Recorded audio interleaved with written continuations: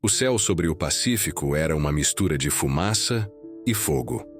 Para os jovens pilotos americanos, cada missão era uma aposta com a morte. Em 3 de março de 1945, durante a brutal batalha de Iwo Jima, um avião Corsair foi atingido. O piloto, um jovem de 21 anos, viu o oceano se aproximar rápido demais. Foi o fim de sua vida, ou talvez apenas o fim de um capítulo. Porque quase 60 anos depois, em um quarto de criança no estado da Louisiana, um menino acordaria gritando no meio da noite, revivendo os últimos momentos daquele piloto. Ele chutava e gritava: "Avião em chamas! O homenzinho não consegue sair!" O nome dele era James Leininger, e ele não estava apenas tendo um pesadelo. Ele estava se lembrando de como morreu. Olá, e bem-vindos à Zona de Silêncio. A história que vamos explorar hoje desafia nossa compreensão sobre a vida, a morte e a memória. Ela não vem de textos antigos ou lendas distantes, mas de uma família comum dos Estados Unidos, que se viu forçada a confrontar o impossível. Tudo começou de forma inocente. Pouco antes de seu 2º aniversário, James Leininger começou a ter pesadelos terríveis. Todas as noites, a mesma cena: um acidente de avião. Seus pais, Bruce e Andrea, inicialmente pensaram que eram apenas medos noturnos comuns. Mas os detalhes que o pequeno James fornecia eram tudo menos comuns. Ele não apenas sonhava com o avião.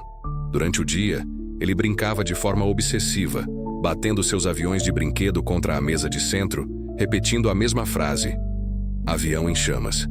Quando sua mãe lhe disse que o avião que ele bateu tinha uma bomba embaixo, o menino a corrigiu prontamente. "Não é uma bomba, mamãe. É um drop tank." Um drop tank, ou tanque de combustível ejetável. Como uma criança de 2 anos poderia saber esse termo técnico? Bruce e Andrea não tinham ideia, mas essa seria apenas a primeira de uma longa série de revelações chocantes que os levariam a questionar a própria natureza da identidade de seu filho. A obsessão de James por aviões da Segunda Guerra só crescia. Seus desenhos eram apenas de batalhas aéreas entre aviões americanos e japoneses. A situação se tornou tão específica que Bruce, o pai, começou a investigar. Em uma conversa, a mãe de James mencionou que o avião do pesadelo dele havia sido abatido pelos japoneses. James respondeu com uma certeza assustadora: "Os japoneses são os Zeros." Ele se referia aos caças Mitsubishi A6M-0. Outro detalhe impossível para sua idade, mas a revelação mais importante ainda estava por vir. Certa noite, durante mais um pesadelo, Bruce conseguiu acalmar o filho e perguntar quem estava no avião. James respondeu sem hesitar: "James." Ele também começou a falar sobre o local.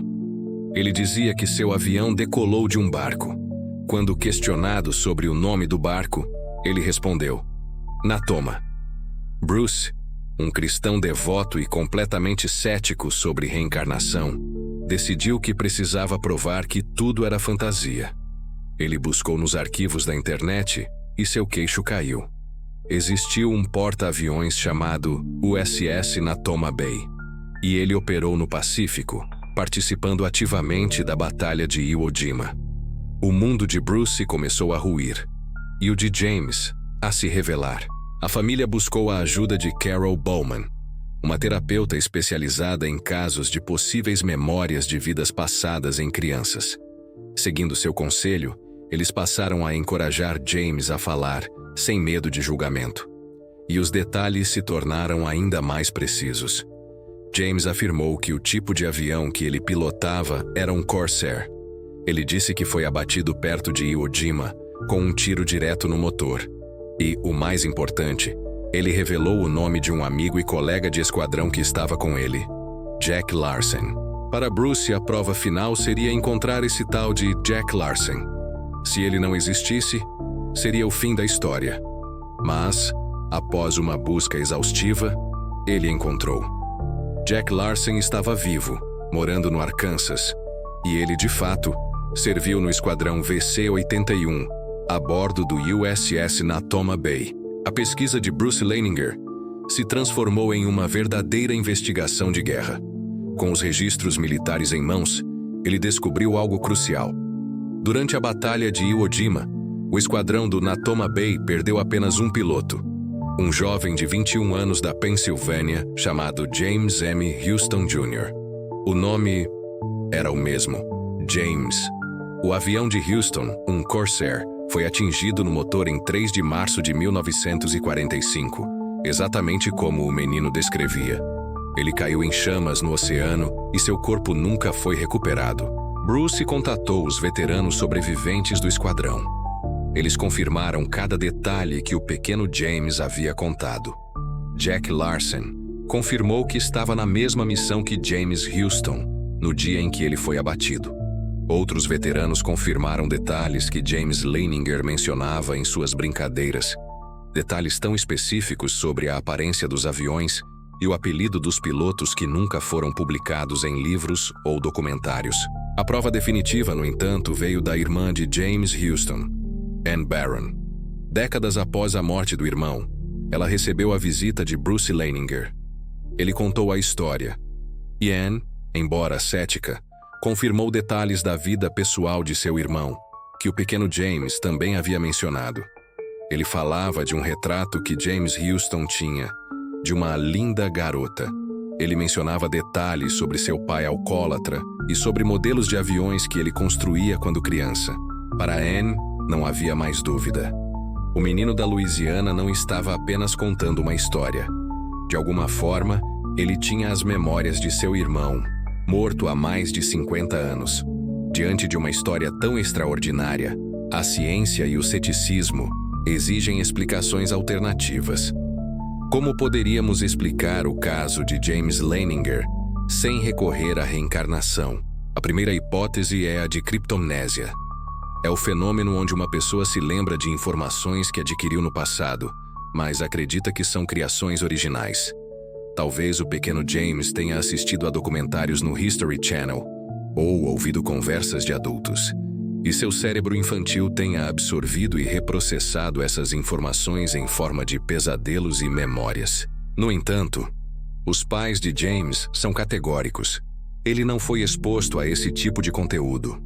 E a criptomnésia não explicaria os detalhes extremamente específicos e não publicados que ele conhecia, como os apelidos dos pilotos ou os problemas familiares de James Houston.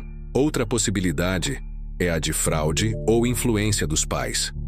Críticos sugerem que Bruce Leininger, talvez inconscientemente, liderou o filho com perguntas sugestivas, ou que, após descobrir a história do piloto James Houston, projetou essa narrativa no comportamento do menino. O próprio Bruce admite que era um grande entusiasta da Segunda Guerra. Contudo, essa teoria também enfrenta problemas. Muitas das informações mais cruciais, como o nome Natoma e Jack Larson, foram dadas por James antes que o pai começasse sua pesquisa aprofundada. Além disso, dezenas de testemunhas, incluindo os veteranos de guerra e a irmã do piloto falecido, confirmaram a veracidade das informações do menino de forma independente. Com o tempo, à medida que James Leininger crescia, as memórias e os pesadelos começaram a desaparecer.